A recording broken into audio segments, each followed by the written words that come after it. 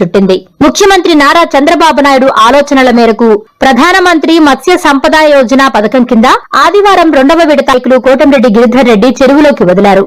ఈ సందర్భంగా గిరిధర్ రెడ్డి మాట్లాడుతూ ఎమ్మెల్యే కోటంరెడ్డి శ్రీధర్ రెడ్డి ఆలోచనల మేరకు స్వర్ణాల చెరువు సామర్థ్యాన్ని పెంచి మత్స్యకారులకు స్థిరమైన ఉపాధి కల్పించడమే ప్రధాన లక్ష్యంగా ఈ కార్యక్రమం చేపట్టామన్నారు. సుమారు 14.26 లక్షల అంచనా వ్యయంతో కేంద్ర రాష్ట్ర ప్రభుత్వాల భాగస్వామ్యంతో ఈ ప్రాజెక్టును అమలు చేస్తున్నట్లు తెలిపారు.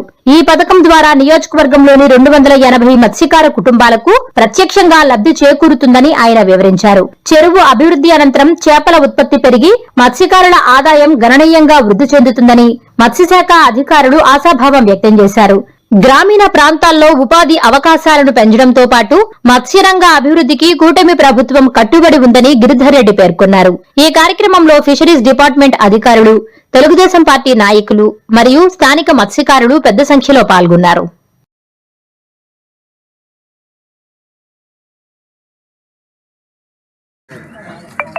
ఈరోజు నెల్లూరు రూరల్ నియోజకవర్గంలోని నెల్లూరు స్వర్ణాల చెరువునందు మీనోత్సవం కార్యక్రమం చేసుకోవడం జరిగింది.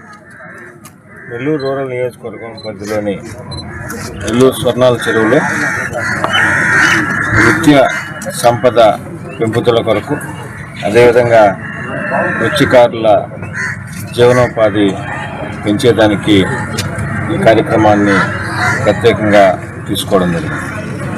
గౌరవ ముఖ్యమంత్రి శ్రీ నారా చంద్రబాబు నాయుడు గారి ఆశీస్సులతో శాసనసభ్యులు శ్రీరెడ్డి గారి ఆధ్వర్యంలో గత నవంబర్లో కూడా మనం దాదాపు 5.71 lakhsని దీంట్లో చేప పిల్లలను కూడా వదలడం జరిగింది.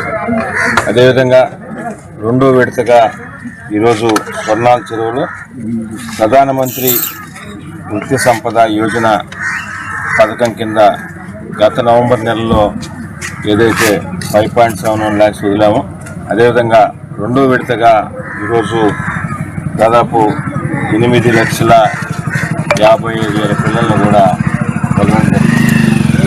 ఈ పథకం కింద దాదాపు 280 మంది మత్స్యకారులకి ఉపాధి, అదేవిధంగా పరోక్షంగా మరొక 150 మందికి కూడా దీనివల్ల ఉపాధి లభిస్తుంది. ప్రత్యేకంగా శ్రీధర్ గారి చొరవతో ఈ కూటమి ప్రభుత్వంలో, తెలుగుదేశం, జనసేన, బీజేపీ ప్రభుత్వంలో మత్స్యకారుల సంపదని పెంపొందించడానికి, జీవనోపాధిని పెంపొందించడానికి, వాళ్ళని అన్ని విధాల ఆర్థికంగా అభివృద్ధి చెందడానికి ఎంతో కూడా ఉపయోగపడుతుందని మీ ద్వారా తెలియజేస్తూ, దీన్ని ఏదైతే ఈరోజు చేపల్లో వదిలామో దాన్ని కాపాడుకోవాల్సిన బాధ్యత కూడా అటు అధికారుల మీద, ఇటు మత్స్యకారుల మీద కూడా ఉందని తెలియజేస్తూ, భవిష్యత్తులో కూడా ఇదే విధంగా మత్స్యకారులకి ఈ కూటమి ప్రభుత్వం అండగా ఉంటుందని తెలియజేస్తుంది. మనం లబ్ధిదారుని వాటా కింద 5,71,000 చేప పిల్లలు వదలడం జరిగింది. అలాగే ఈరోజు రాయితీ కింద ఎస్టీ రాయితీ కింద 60% రాయితీ ఉంది కాబట్టి దానికి సంబంధించి 8,55,000 చేప పిల్లలు ఇప్పుడు బయోమాస్ అంటే వెయిట్ చేసి, వెయిట్ ప్రకారం ఎటువంటి దుర్వినియోగం కాకుండా, నిధులు కూడా దుర్వినియోగం కాకుండా మత్స్యకారులకి అండగా నిలవడానికి ప్రభుత్వం వారు మొట్టమొదటిసారిగా ఆంధ్రప్రదేశ్లో బయోమాస్ ద్వారా సీడ్ స్టాకింగ్ చేయమని మనకు ఆదేశాలు జారీ చేశారు. దానికి అనుగుణంగానే ఈరోజు మనము 8,55,000 చేప పిల్లలు వదులుతున్నాం. మొట్టమొదటిసారిగా మన ప్రభుత్వం వచ్చిన తర్వాత ఇప్పుడు 14,36,000 చేప పిల్లల్ని మనం మొత్తం ఈ చెరువుకి ఇప్పటి వరకు గతంలో కూడా ఎప్పుడు కూడా వదలలేదు. ఇది వదలడం వల్ల ప్రతి మత్స్యకారుని కూడా దాదాపు 1,50,000 అనేది సంవత్సరానికి ఆదాయం అనేది లభిస్తుంది. మన సీఎం గారు చెప్పినట్టు ప్రతి కుటుంబానికి 10,000 రూపాయలు నికర ఆదాయం అనేది ప్రతి నెల రావాలనే కాన్సెప్ట్ పైనే ఇది ప్రవేశపెట్టడం జరిగింది.